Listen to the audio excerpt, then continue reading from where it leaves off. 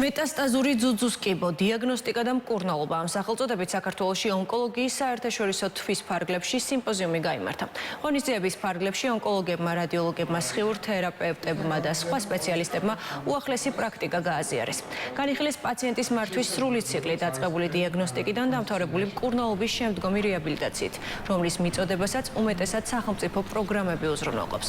სიმპოზიუმი საქართველოს ონკოლოგიის სკოლისა და რადიოლოგთა ასოციაციის, ასევე თოდუას კლინიკის ორგანიზებით გაიმართა. სოფლიო სტატისტიკას ემთხვევა ქართული სტატისტიკაც, ეს არის ქალბატონებში პირველ ადგილზე მყოფი ონკოლოგიური დაავადება, რომელიც ითვლება, რომ დღეს ონკოლოგიური დაავადებათა შორის ყველაზე კარგად შესწავლილია.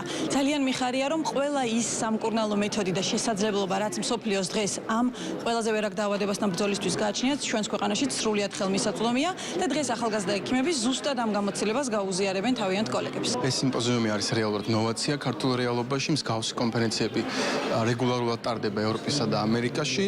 ეს არის სიახლე ქართულ რეალობაში, არის აუცილებლობა რეალურად გამოცდილების მიმოცვლა. გადავწყვეტეთ, რომ ჩაგვეტარებინა ძუძუს კიბოსთან მიმართებაში, რადგან ძუძუს კიბოს ადრეული დეტექცია ძალიან მნიშვნელოვანია პაციენტების სიცოცხლის ხარისხის და გადარჩენადობის კუთხით.